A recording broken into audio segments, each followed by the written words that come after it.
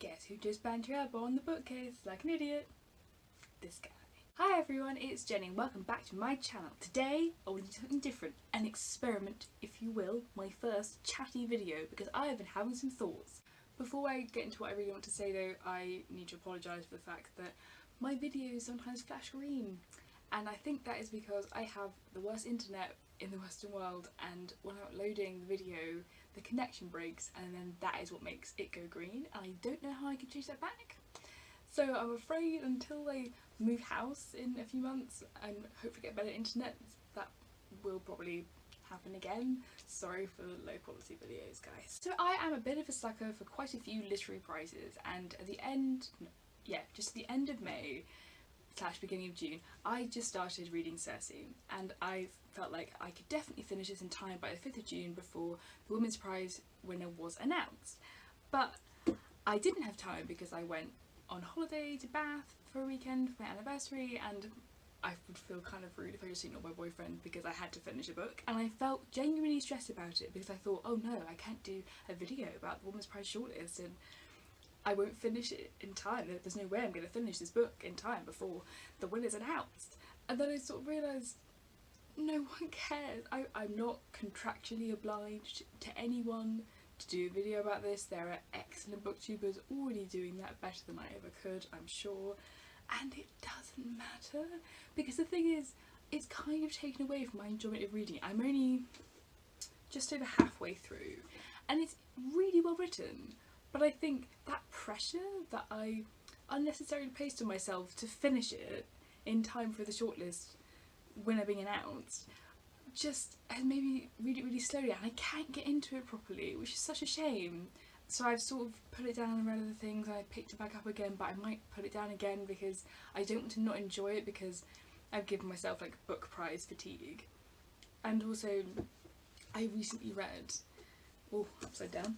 The Adventures of Huckleberry Finn by Mark Twain, and I listened to it in an audiobook, which is pretty good because I think if it has a strong accent, because this is set in Deep South, then that does add to the experience of the book, but it was still only 2-star read, and it was just another example of how I need to DNF books more. I'm pretty good, I would say, on the flip side of that, at picking books that I know I would like to read, but this is definitely a book that I just read because I felt like I should.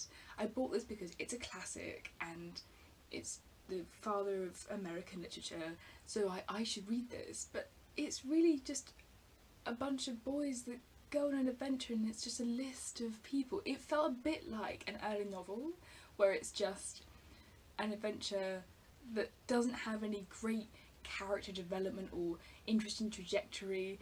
It's just a bunch of things that happen to these characters, and I get that, and it wasn't, look, it wasn't as bad as Robinson Crusoe, but I just need to stop putting myself under these conditions that I have to read certain books or I have to finish books. I absolutely hate abandoning books. I've only DNF'd one book this year and I just don't do it normally, but I did enjoy this, and this was just hours of my own life that I wasted where I could have listened to a better audiobook, or just, it wasn't the audiobook itself, just a better book, you know? And there are books that I wanted to read for the Walter Scott shortlist as well, and I thought, oh, I'll try and read as many as possible by the 15th, but again, I don't know if I want to read these right now. I know I'm going to love this one.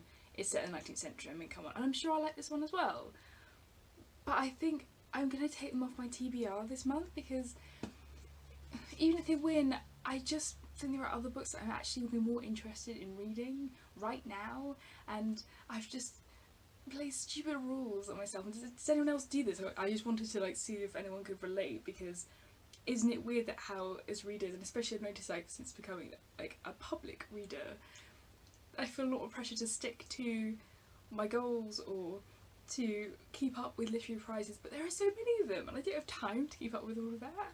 So very quickly, these are two books that I really want to get to instead of some of the other books that I did put on my TBR, and that is Hotel Silence, which I'm not even going to try. I don't know. It's Icelandic. But this sounds like the kind of book that I just need to read right now, and it's about a man who decides he's going to go to a war zone and commit suicide there, but it's about how he becomes befriended by some people staying in the hotel and how they encourage him to be helpful and fix things, and how that stops him from committing suicide. And it just sounds like the kind of book that heals your soul. And I'm going through a rough patch at the moment, and this is short, and also I don't read enough translated fiction, and I really want to read this. And also I really want to read Why Does the Ghetto See by Jean Rees, because Lauren from Lauren the Books is doing a whole month where she's reading Jane Eyre retellings or Jane Eyre themed books, and this is again really short. I bought it recently and I really want to try and read some of the books I bought for my birthday book haul even, before they just sit on the shelf for too long. So that was a quick little thing I wanted to say. Well, it probably wasn't that quick, I'm incredibly good at rambling. And segueing from the change in TBR, I want to change one of my reading goals. So I was focusing on my end bookcase and trying to read a shelf each month, or as many as I could of a shelf each month. But I don't want to do that anymore, because I feel like even though there are lots of books there and there's a great variety of books in each shelf even, it just feels too restrictive. I have 4 of the bookcases in my room. Why should I not read from those as well? And I think that has sort of suppressed my enjoyment of some books as well, because it meant that I haven't got to other books I really want to read, because I feel like there's already 8 or 9 or sometimes 10 books that are on a shelf that I need to read and prioritise over other books because they're not in that bookcase, which is silly. And it also makes my TBR automatically like twice the length, or size. Is it about the length or the size? You decide. Wow, I did not mean that to be a euphemism. But the point is, yes, I'm just going to read willy-nilly another, oh my gosh, Jenny. I just want to read from whatever bookcase and not be so strict, because it genuinely stresses me out, the thought that I won't have time necessarily to read all the books in that bookcase. I've also noticed, since I have my 50 book challenge, which I'm still keeping in place, that I need to slow down on my book buying. I mean, I tend to do bigger hauls and buy books less often, but that's not necessarily good either, because while I enjoy that, it makes me want to buy books more if I buy a lot of them in one go. And I've already bought, I think it's 28 books, and we're not even halfway through the year yet, so I'm already halfway over my yearly allowance of books. So there are a couple that I will buy probably in July, because I'm going to see the play or something, I want to read the book first for whatever reason, but there's only like 3-4 on my list. But then after that I think I'm going to try and take a break, because I really want to get to a point where I don't own a book and not read it for longer than a year. I think that would be so good, because we all know what it's like when you buy a book. I am the worst person for getting excited about a book because it's hyped and it's a new debut or it's a beautiful cover or it's nominated for something, and I buy it and then I don't read it. I still have The Essex Serpent. That came out in what, 2016? Couldn't wait to read it, got it for Christmas. Have I read it? No. It was on so many people's books of the year when it came out. But it's just the 1,000,000th example of how bad I am at book buying and then not reading them. So trying to change that. So from that, I have identified some reading habits that I want to change. The first one I haven't actually really touched on so far, and that's that I want to try and not judge a book by its cover as much, and just generally not judge genres or other people's reading tastes. It is fine if you don't want to read high literary fiction. That's okay if you want to read commercial fiction, because also there's not always that much difference between them, arguably. And I would look, if you don't want to read Jane Eyre and you don't like Jane Eyre, I don't understand you, and it makes me a little sad, but you're perfectly entitled to not like Jane Eyre, just the same as if you like 50 Shades of Grey. I also don't understand you, but you are allowed to read 50 Shades of Grey, and that doesn't make you a bad reader or inferior intellectually because you enjoy that book. Everyone's just reading and should enjoy and read what they enjoy. Another thing I have kind of already touched on is I want to stop reading books so I can say that I've read them. And this is obviously completely to do with classics, well, not completely, but quite a lot to do with classics. Like Robinson Crusoe, I read that because I felt like I should, and it was awful. And I also knew I wasn't going to like it, and just the same as Huckleberry Finn, like I didn't love The Adventures of Tom Sawyer and Sawyer. So I didn't think I was going to like this one either, and I liked it less than Tom Sawyer. So it was just silly because I set myself up to read a book I knew I wasn't going to like just because I wanted to say I'd read it. And that's so pointless when there are so many books that I'm going to love so much more, and I know I will love so much more, and books I won't even have time to get to in my life that I will enjoy. So I just need to prioritise books that I genuinely want to read, and I'm such a sucker for those lists of books you must read before you die, but I think it's actually really damaging sometimes when we talk about must and should with books, because it's that idea again of if you haven't read the literary canon then you're not doing reading right, and you have to read a book. I think it's silly, because you don't have to read any book that is, you know, higher literature if you don't like it. And I think this, it's again the idea of pressure, like you should read these books, and I used to really look at this list, but I would always not agree with some of the books on the list. It's such a subjective thing. Another thing I want to stop doing is being too obsessed with numbers. I think Goodreads is really helpful, and I enjoy tracking my reading, I enjoy seeing what everyone else is reading, but I definitely think it is again something that can be a bit pressured if you're easily led, I suppose, like me, because I started off the year and I set my reading challenge at 100 books, but I was reading so much more, like it's definitely the best reading I've ever had in my life so far, that I increased it to 200, and I'm way ahead. I'm over 40 books ahead of what I should be. But at the moment, recently, I've always read enough that I could finish my target 4 months early. But this month I've been reading a lot slower, and I've only read 7 books, and it's the 14th when I'm filming this, so I feel again a bit stressed because I have to read another 16 books if I reach the target of 150, to read another 25 books in July and another 25 books in August. Then I've got 4 months where I can read even more. But it just, again, it doesn't matter if I read only 2 books, because I'm also realising I do sometimes pick shorter books now over longer books because they'll just be quicker and boost my Goodreads numbers, and that's silly. The same as the last thing I want to stop doing is that I need to stop comparing myself to other people, because you might think, oh, Jenny reads a lot, like when I said I read 34 books in a month, some of my friends were like, wow, that's a lot, but actually a lot of them are short, a lot of them are audiobooks, and that's how I get through them quickly, especially because I always listen at 1.5 speed to audiobooks, so I get through it about a quarter less of the time it would take. But I'll still look at other booktubers and think, oh, but they read 30 books that were all really long, and they didn't read them through audiobooks as much, and they're full-length novels, whereas mine, so many of them are short, so how do they read so much quicker than me? Because I have a really average reading speed. I am a tiny bit faster than average. I took a speed test. There is nothing remarkable about how fast I read.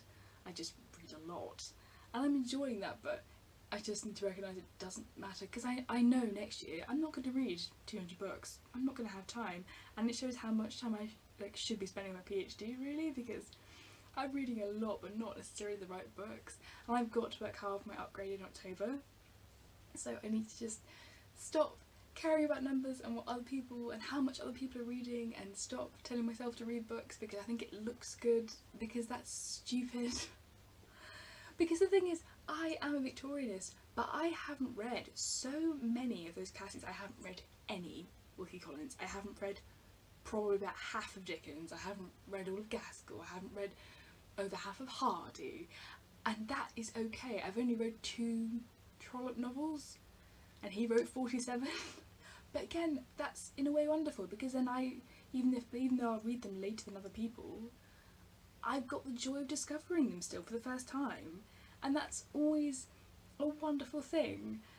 And it doesn't matter if someone read everything like Anna Karenina when they were 13, doesn't matter if I didn't read it till I'm 45, like I'll read it one day and I'm sure I'll like it, but it doesn't make me a worse reader that I haven't got round to it already in my life. I remember there's such a classic shaming, I don't know the atmosphere, but there can be when you do English literature, especially at university, because I didn't read Jane Eyre till I was 22, and I was doing my Victorian Literature Masters at this point, and when I told my friends that, they would literal gasp of horror, like, oh, you haven't read Jane Eyre. But I know I've done the exact same thing when people say something like, I haven't read Pride and Prejudice, and I'll just be like, oh, you haven't read Pride and Prejudice? And while I fully endorse Pride and Prejudice, and I hope everyone reads it and enjoys it, again, that's okay.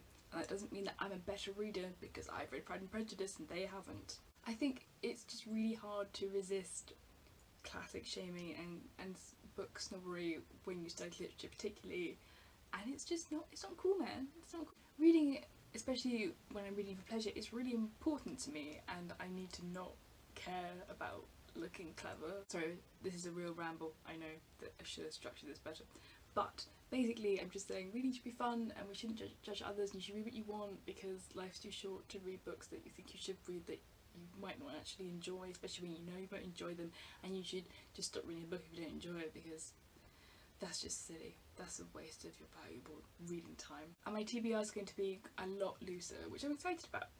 And I'll definitely obviously still pick books from that end bookcase, but I'm not going to pick a whole shelf at a time anymore. It's just going to be the books that I want to read. Well, I'm really excited about that. I feel so much better. I remember when I left university, they obviously hadn't done an English and drama degree, there was a lot of reading, and I didn't do all of it, because whoever does an English and drama degree and does all the reading, am I right?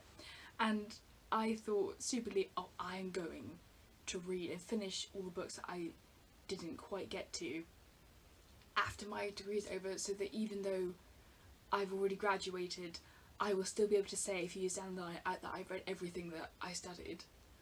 And then I realised that that's just the most ridiculous thing ever, because it's over, no one cares. There are some books I genuinely want to read, because we did a Victorian literature course and there were so many texts. We had 20 weeks of teaching a different text each week. Obviously some of them were so long we just didn't have time to read them. So there are some books like Armadale on that course by Wilkie Collins that I do genuinely want to read, but most of them I don't.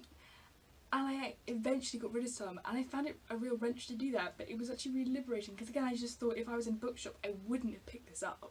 I wouldn't choose to read this. It was just a set text, and even though I read 30 pages at the beginning, it's not enough for me to read it just for the sake of saying I read everything I read at university. I'm going to try and not care too much about book prizes and sort of be cool. I say this now, I like Man Booker. That could be dangerous. But I still have lots and lots of Man Booker winners, let alone shortlisted books, even a few long-listed books that I haven't read.